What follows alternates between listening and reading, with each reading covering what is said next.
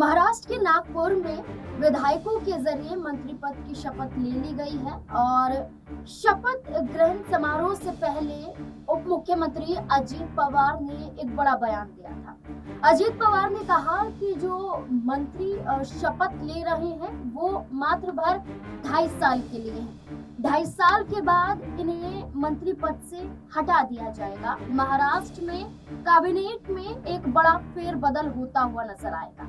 2.5 साल का ये जो बयान अजीत पवार का सामने आया है, इससे कई बड़े सवाल खड़े होते हुए महाराष्ट्र की राजनीति में नजर आ रहे हैं। महाराष्ट्र में क्या होने वाला है? क्या शर्तों के आधार पर गठबंधन है? क्या शर्तों के आधार पर देवेंद्र फडणवीस मुख्यमंत्री बने?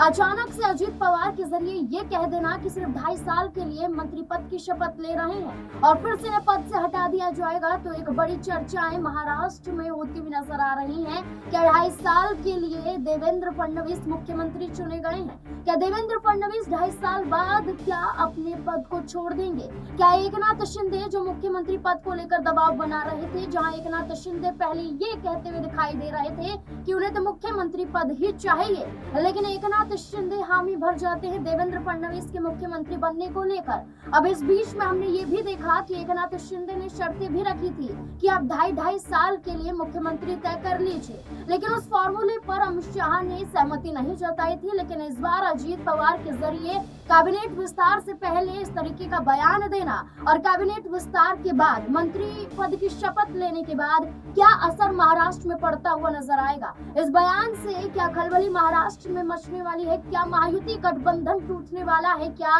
महायुति गठबंधन में सब कुछ ठीक नहीं है? क्योंकि एकनाथ शिंदे गुट के एक विधायक ने इस्तीफा कैबिनेट विस्तार के दौरान दे दिया। नाराजगी अजीत पवार गुट की तरफ से छगन भुजबल की भी देखने को मिली थी और उन्होंने साफ तौर पर कैबिनेट विस्तार को लेकर हुई बैठक से दूरी बना ली थी। अब चर्चाएं तेज हो गई हैं कि अजीत पवार का ये बयान ऐसे समय पर आया है और इस बयान के कई मायने निकल कर सामने आ रहे हैं। देखना होगा क्या कुछ महाराष्ट्र में घटता हुआ नजर आएगा। देश और दुनिया की बाकी और तमाम खबरों को देखने के लिए देखते रहिए SPN 9 न्यूज़। धन्यवाद।